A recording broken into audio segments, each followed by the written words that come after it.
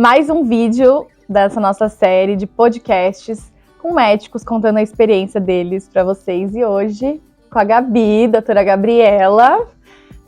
A Gabi se formou ano passado no Einstein e tá aí há um ano trabalhando, né, Gabi? É isso. A gente temos muitas coisas para conversar, mas a ideia aqui é mostrar um pouquinho da experiência dela, erros e acertos, o que ela tem para passar para vocês, para mostrar, né, que cada um tem sua vivência e cada um pode te acrescentar um pouquinho nessa sua jornada. Vamos lá. Gabi, conta para mim como é que foi quando você decidiu que você queria fazer medicina. Nossa, tá. Inclusive, essa foi uma das perguntas da nossa MME.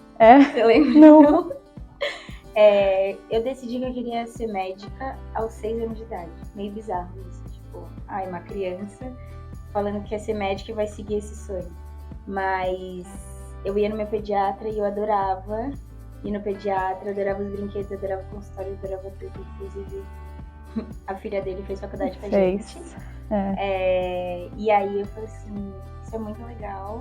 E aí desde os 6 anos eu queria ser, e aí eu falei assim, tá, vou fazer. Então, como eu já sabia, é meio estranho isso, como eu já sabia, eu mudei inclusive de colégio antes, um pouquinho antes do ensino médio, para conseguir estudar bem e passar numa faculdade boa. É bem estranho isso, mas é a realidade. Então, desde pequena. Desde pequena. E nunca desvirtuou no meio do caminho. Tipo, eu quero ser, sei lá, outra coisa, e depois voltou a querer medicina.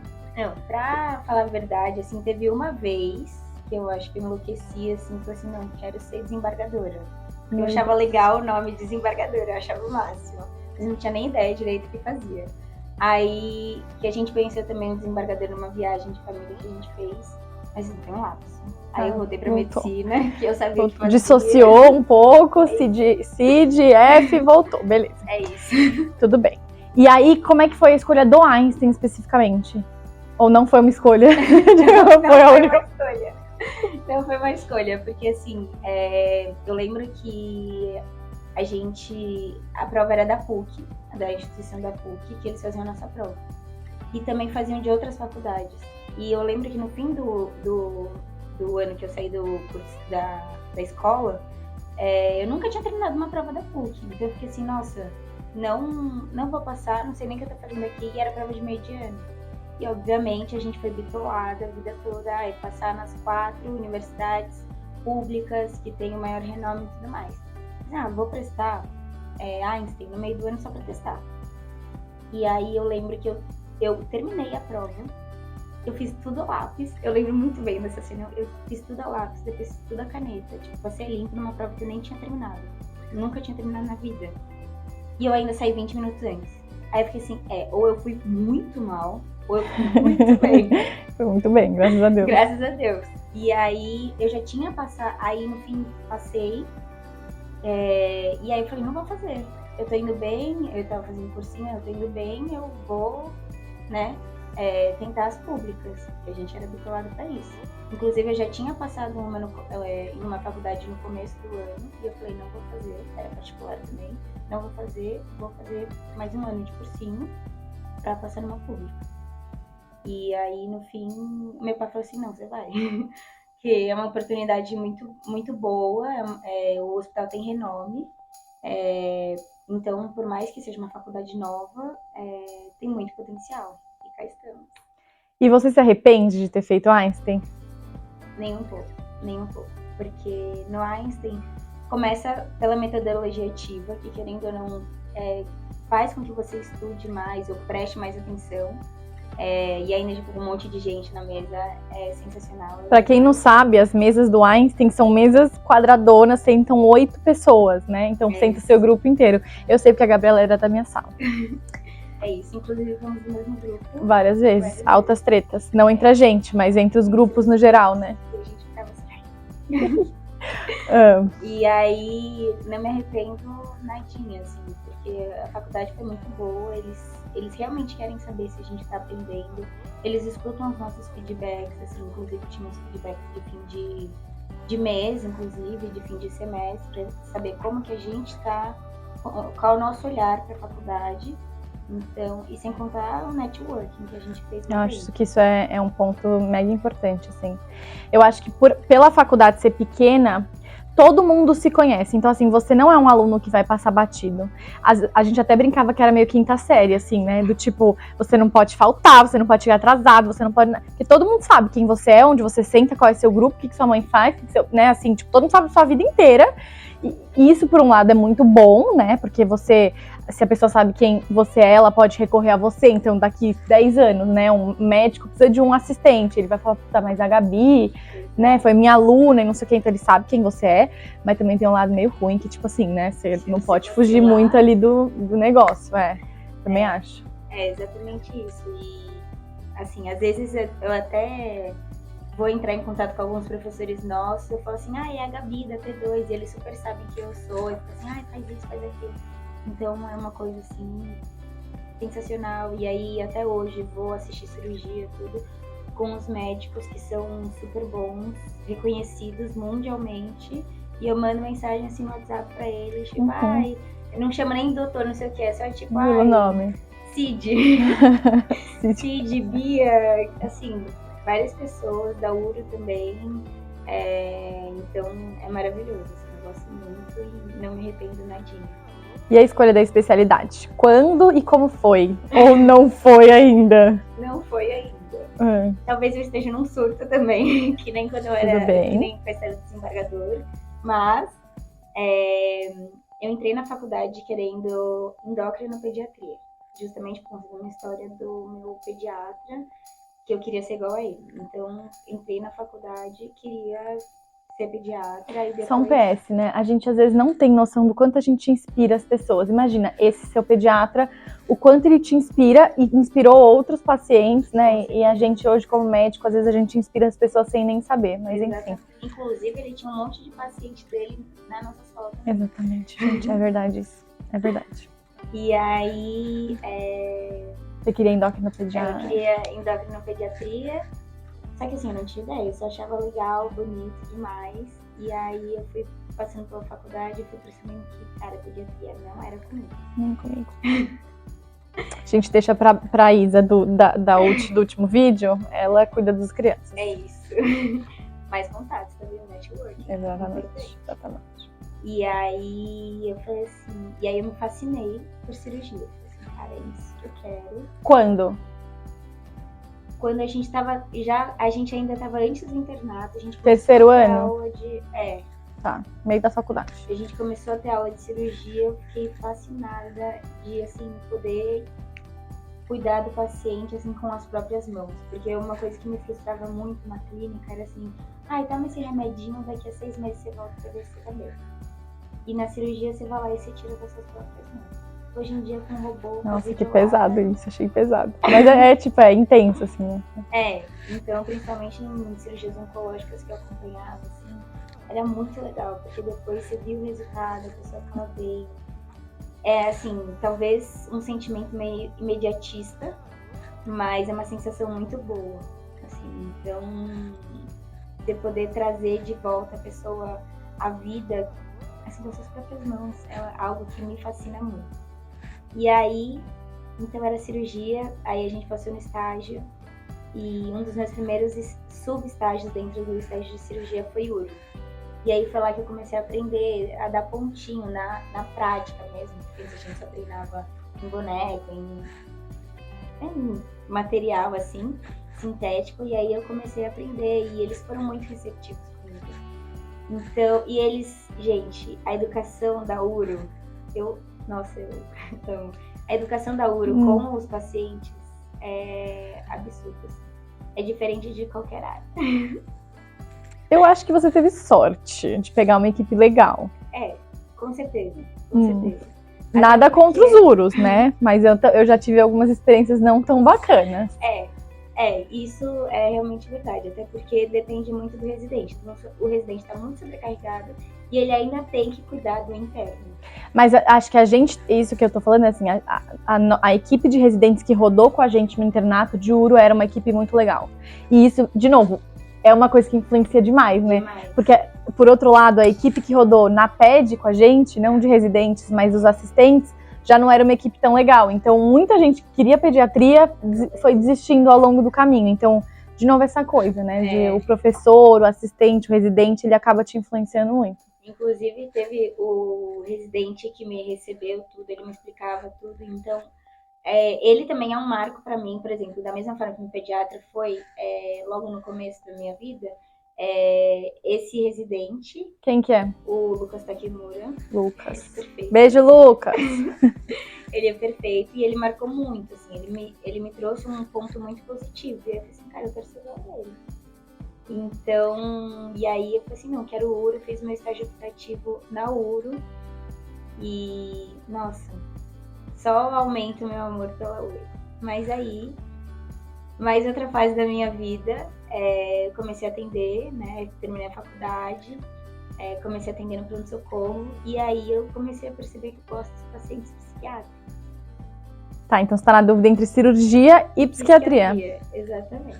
Diferente. Exatamente. E só que assim, quando a gente fala assim, paciente psiquiátrico, todo mundo pensa no manicômio, cabeça de força. Só que não, existem, assim... Mil espectros. Exatamente. E aí eu gostava muito de atender. E da mesma forma que você, na cirurgia, você vê algo imediato, na psiquiatria, você consegue um resultado mais imediato por meio do diálogo. E eu acho isso muito legal, porque você traz um pouco da razão, principalmente para diagnósticos como ansiedade, depressão. Você vai ajudando a pessoa aos poucos. Então é uma caminhada que você consegue seguir junto com o paciente. Eu acho isso muito, muito bonito. Mas tem essa diferença grande, assim, de cirurgia ser uma coisa muito prática, do tipo, você vai lá, a pessoa tá com uma queixa, você opera, reavalia e tchau. E o paciente psiquiátrico, ok, temos exceções, mas no geral são pacientes crônicos que demandam ali um acompanhamento e são pacientes que você vai conhecer com 20 anos e até os 50 eles vão estar lá com você. E a gente vai conhecer ele, a família inteira. Mas aí eu acho que, assim, eu gosto muito de conversar com os pacientes. Eu adoro sentar, escutar. Gente, geriatria pra mim, se eu não fosse tão coração mole pra eles, eu juro que eu faria geriatria, que eu amo medicina. Ou seja, você ama medicina, o que vier pra você tá bom, né? Porque coisas completamente diferentes te brilham os olhos, então quer dizer que você gosta de tudo. Mas aí, justamente por conta de gostar de conversar com os pacientes, quando eu tinha certeza da cirurgia, eu falava assim, talvez seja uma cirurgia diferente. Exatamente. Um pouco diferente desse, tchau, fez a cirurgia, não quero mais te ver. Não, conversa com o paciente, entendo exatamente o que está acontecendo com ele. E na URO tem um pouquinho disso, por exemplo, na área de andrologia e tudo mais, você precisa entender qual o pano de fundo do paciente para você conseguir tratar ele da melhor forma. Então, acho que existe aí um diálogo e existe uma forma de sempre melhorar, por exemplo, a cirurgia ou qualquer outra especialidade. Basta você realmente gostar. Olha, eu concordo 1000%, porque eu tive o surto da psiquiatria também, de querer, no meio da faculdade, falei, eu quero fazer psiquiatria. Eu sempre quis dermato, mas falei, quero. Aí terapia, e fala, e agora eu quero mudar, e não sei o quê. E aí minha psicóloga falou assim, querida, veja bem, que tal você só ser uma dermato que considera as questões de saúde mental do paciente dentro da sua consulta? Porque também a gente sabe que na URO, vamos pensar numa disfunção erétil, está 100% ligada à saúde mental.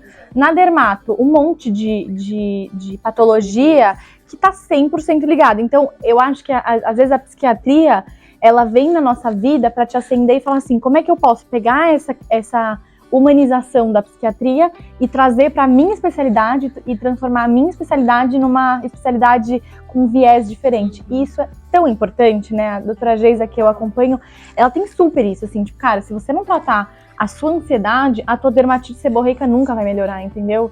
Então, assim, isso que você me falou agora, eu vejo muito na minha vida, mas eu vejo muito na prática médica, que a gente precisa agregar tudo que a gente gosta, conhece para nossa prática clínica para se diferenciar como médico mesmo.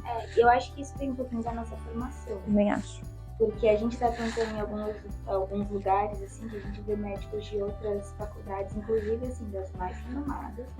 E às vezes o paciente fala assim, não quero passar com a doutora, quero passar com a doutora Gabriela, assim. Porque ele se sente acolhido, sabe? E eu acho que isso a gente aprendeu desde o começo da faculdade, né? na matéria de humanidades, que a gente sempre tinha aqueles dilemas éticos e não sei o que, só que a gente vê isso no nosso dia a dia, um pouquinho menos fervoroso, porém a gente vê no nosso dia a dia e a gente consegue aplicar isso, porque a gente foi treinado dessa forma. E eu acho que esse é um outro grande diferencial lá, entendeu? E aí me conta um pouco de como tá sendo aí, você terminou a faculdade, tem 1 ano. Como é que foi esse 1 ano de plantão? Primeiro uma visão geral, depois eu vou te fazer algumas outras perguntas mais específicas.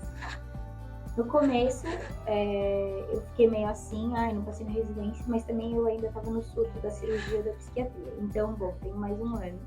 E eu e a minha terapeuta decidimos olhar o copo meio cheio. E o Gabriel, obviamente, dá uma grande cabeça. E aí, então tá, não passei na residência, ok, vida que segue, sabe? Vou ganhar mais prática, e aí vou juntar dinheiro pra residência. Então, agora eu tô trabalhando, tô estudando, e aí no fim do ano, se o meu surto passar, eu vou decidir a área que eu vou e eu tenho certeza que eu vou me sair bem, assim, porque eu tô estudando, eu já tenho experiência do ano passado, assim, de vivências e tudo mais no nosso grupo de estudo que a gente discute muito, então acho que vai dar certo. Só eu decidir a área. Foi difícil encontrar o primeiro plantão? Olha, mais ou menos, porque mais uma vez a gente tinha os nossos contatos, então, por exemplo, as pessoas da turma 1 ajudaram com contatos, mandaram, fala com essa pessoa, fala com essa pessoa. E aí o meu primeiro plantão foi, inclusive, com um amigo nosso, num hospital. E aí eu me senti super ajudada, assim, ele super me ajudou, principalmente por ser o primeiro plantão. Mas assim, no geral, quando você acaba de se formar, é realmente difícil de você conseguir um plantão. Porque eles querem que você tenha experiência, mas você acabou de sair da faculdade. Então eles dizem assim, você tem que ter não sei quantos anos de formado, não sei quanto tempo de experiência, você tem que ter residência, sabe?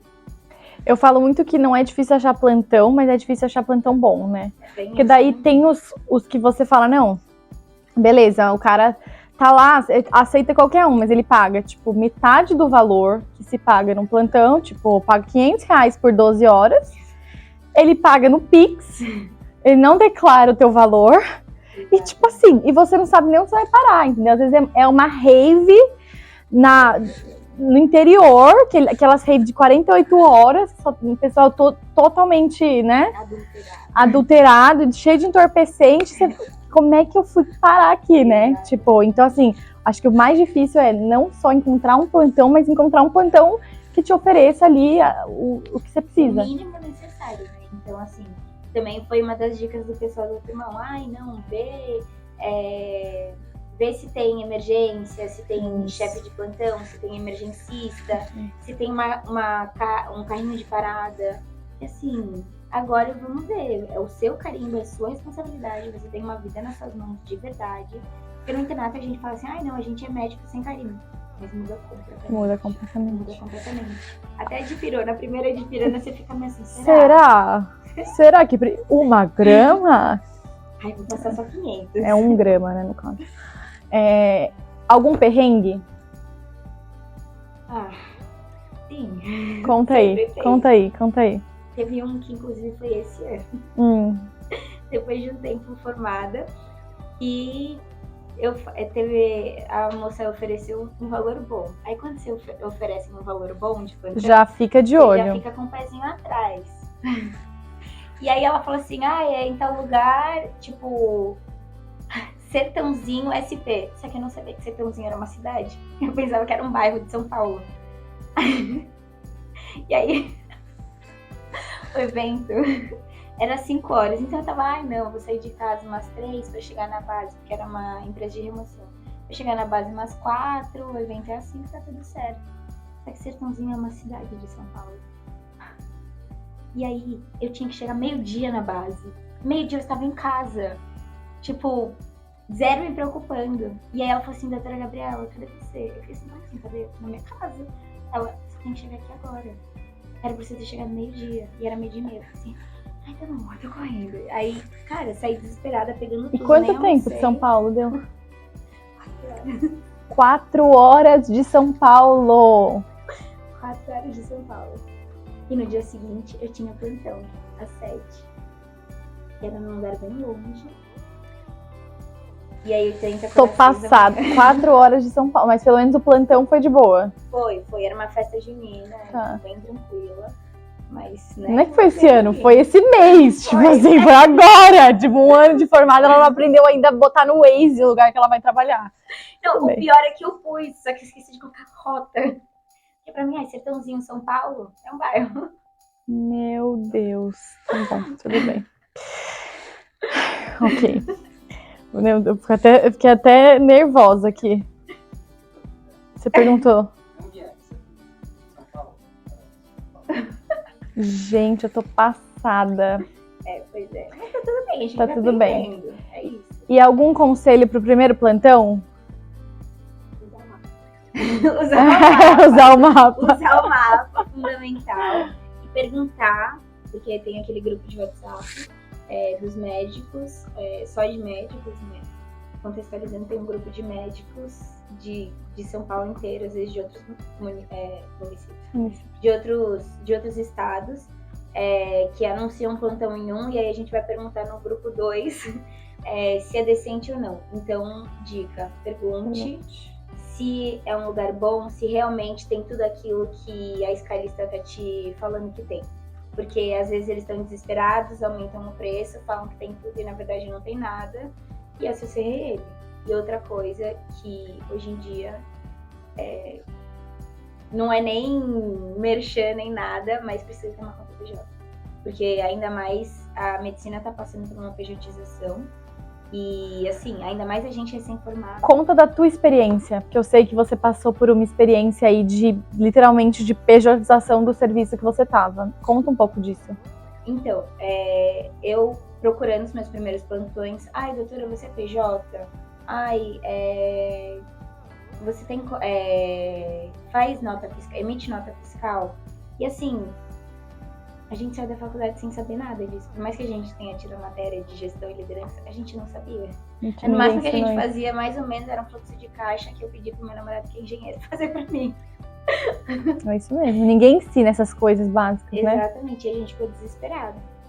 E aí o meu pai tem empresa também, eu pedi pra ele me ajudar, só que é totalmente diferente. Totalmente. Uma coisa é um ramo de empresa, outra coisa é você ser uma pessoa física e pessoa jurídica, médico, endereço fiscal, assim, milhões de coisas que a gente não tem nem ideia do que seja. Ai, tem que abrir no CREMES, tem que fazer isso, tem que ter um monte de documento, tem que ter esse CNPJ. Ninguém me contou isso, gente. Durante a faculdade, entendeu? Eu não tô sabendo como que funcionam essas coisas. E pra você conseguir finalmente um plantão de recém-formado, quando você conseguia, você ainda tinha que ser PJ. Então, aí você trouxe maravilhosos eles, a Caveu, pra apresentar o projeto pra gente. E aí eu também fiquei meio receosa. Ai, não, vou juntar com a empresa do meu pai, só que não tem nada a ver. E aí, meu pai também fez direito e tudo mais, eu fiz administração de direito. Então a gente conversou, inclusive, com o Wilgo, pra conseguir entender como que entrava na parte burocrática e tudo mais. Aí meu pai falou assim, não, dá pra confiar. E aí eu fiz, e aí eu consegui, fiz a minha PJ, eles me ajudaram em tudo. Até hoje eu não sei, eu tenho que renovar meus documentos, você manda assim, Mário, o que eu preciso fazer, Mário? Quais são os papéis, quais são os boletos que eu tenho que pagar? Tadinho, ele deve estar pé da vida comigo, que eu sigo mandando pergunta porque eu não sei absolutamente nada desse mundo de pessoa jurídica. E ele me responde sempre muito fofo. Mário, obrigada. E aí, com essa... Aí, finalmente, consegui minha PJ, eu consegui, né, começar a trabalhar. Passei alguns perrengues, sim, mas um pouco menos piores. E eu, pelo menos, tenho um respaldo da equipe toda, que eles sempre me ajudam, sempre tiram dúvidas. Ah, eu posso fazer isso, posso fazer aquilo, o que você acha melhor? Então, isso é fundamental. Então, eu recomendo 100%. Hoje em dia, você só trabalha para PJ? Não, eu trabalho como pessoa física também. Eu sou CLT numa empresa, né, uma empresa que faz trabalhos para a prefeitura. Mas eu trabalho bastante com o PJ. Então, assim, emitir nota fiscal, isso, aquilo. Eu tenho mais facilidade de falar com os meus contadores, né, assessoria de contabilidade, do que o meu próprio pai, que tem uma empresa, meu contador há anos. E é tudo mais fácil pelo aplicativo, né? Conta aí um pouco do aplicativo. Do aplicativo. Só digita lá. É isso. Assim, não precisa nem mandar e-mail, eles mandam pra gente, é perfeito. Vocês falam assim, foi esse valor pra tal empresa, e aí já fica salvo no aplicativo a empresa que eu trabalho recorrentemente pra eles. Como prestadora de serviços, aí colocam lá, é esse valor, e aí eles colocam inclusive a descrição que tem que ter, que eu também não sabia que tinha que ter na nota fiscal, e acabou. Aí, plim, caiu o dinheiro no banco. É isso aí. Então, essa facilidade é muito boa. Você que trabalha pessoa física e pessoa jurídica, pontos positivos e negativos da pessoa jurídica. Da pessoa jurídica, você tá sozinho, você é a sua empresa, né? Então, assim, qualquer coisa que aconteça, ou principalmente no ramo de atendimento particular, se o paciente quiser te processar, ele te processa. E da maioria das vezes, o paciente tem a razão. Então, inclusive, eu tenho seguro de responsabilidade civil, justamente para isso, porque não tem como não ter. Isso é outra dica fundamental. Se você está virando PJ, você tem a responsabilidade civil, seguro de responsabilidade civil. Porque qualquer coisinha, assim, um deslize, o paciente interpretou mal a sua fala. Não, e eu vejo muito que tem essa questão de que eles não sabem diferenciar erro médico de negligência? Não, porque a negligência tá dentro do erro médico, mas assim, erro médico de fatalidades, né? De complicações inerentes ao procedimento, né? Isso. Porque existem as complicações de um procedimento, sei lá, você tá tomando uma anestesia. Existem as complicações da anestesia, isso não quer dizer que o médico errou, né? E as pessoas têm muita dificuldade de entender, obviamente. Ninguém é ensinado, ninguém é obrigado a saber nada. Mas tudo que dá de errado é culpa do médico. E às vezes, não, gente, é só uma consequência, né? Se você tá na rua e cai um meteoro na sua cabeça, não é culpa do céu, né? É uma coisa que pode acontecer com qualquer um, entendeu? Inclusive, em hospital, eles... só vai descer pro centro cirúrgico depois de assinar todos os termos. Só que assim, a gente não tem isso atendendo no pronto-socorro. A gente não vai falar assim, assina esse termo aqui que você tá exposto a tudo, né? Você pode vir aqui e um pernilongo te picar e você pegar uma dengue, ou que você vem aqui, pode tomar um remédio e ter uma anafilaxia, porque pode acontecer. Exatamente. A gente nunca sabe, né? Exatamente. Enfim. E aí... tem muito disso, então seguro responsabilidade civil é fundamental e eu não faço tudo no prontuário. Eu vou tudo que você conversou com o paciente ou das intercorrências. Do prontuário, mesmo como pessoa física, você também tem que fazer. O prontuário é seu melhor amigo, né? Isso. E aí, essa é a desvantagem, mas ao mesmo tempo, a PJ te abre portas. É justamente isso, as empresas só querem médicos PJ. Porque com a CLT, você tem a proteção da empresa. Então, se der alguma coisa errada, eles que vão te representar. Entendeu? E é justamente por isso, e muito por conta da judicialização da medicina, todo mundo quer processar toda hora, as empresas têm medo de ter um trabalhador, tipo um CLT. Então, no CLT você tem isso, você tem um pouco mais de proteção, e tem os benefícios, tipo, 13º, férias, essas coisas, porque na PJ, se você não trabalha, você não ganha. E acabou. Entendeu? Então, tem esses prós e contras de cada lado. Mas eu gosto de mesclar os dois, acho saudável. Conta pra gente qual foi o primeiro sonho de consumo, assim, que você realizou depois de começar a trabalhar. Assim, assim que eu me formei, a gente se formou no começo de junho. E dia 31 de julho, eu estava me mudando para uma casa com meu namorado. E aí, assim, eu era muito ingênua, eu não sabia de tanta coisa que eu precisava fazer, de tanta coisa que precisa em casa.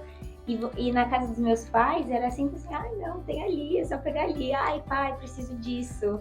papi.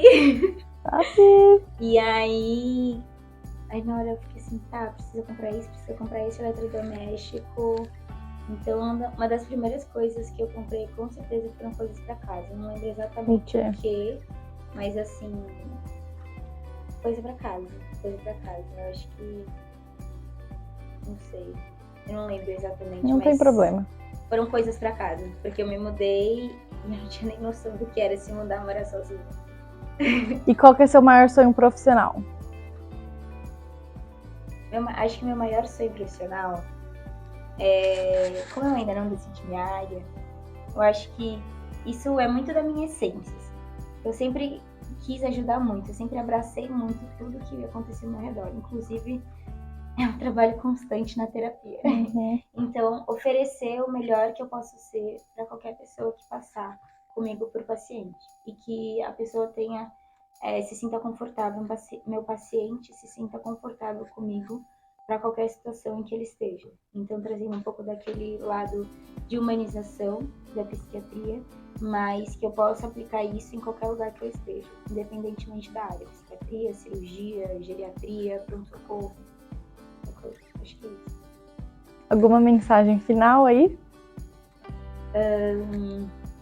Não tenham medo do que está por vir. Vocês treinaram no internato e qualquer coisa que acontecer, é muito importante você ter contato de pessoas mais velhas ou pessoas próximas que você tenha confiança para te ajudar em alguma coisa que der errado. Então, dicas são sempre boas, sempre bem-vindas. E aí, aos pouquinhos você vai se acostumando. Você que é cliente KV, uma nota de 0 a 10? Nossa, eu juro pra você, 10 milhões. Eu juro que eu não estou exagerando. O quanto eu encho o saco dos meninos, da Flávia, de todo mundo. E assim, qualquer pessoa que fala assim, me informei, eu assim, vai fazer uma PJ lá na KV, eu vou te passar o contato. Porque a gente não aprende isso na faculdade, gente, desculpa. Por mais que, tem matéria de tudo. Não, você não aprendeu na faculdade, você não vai saber fazer isso. E você não é obrigado a saber isso. Entendeu? E eu falo muito que aqui na Caveu, assim, nós somos um aplicativo, mas por trás de um aplicativo tem um monte de gente que está disposta a te ajudar o tempo todo.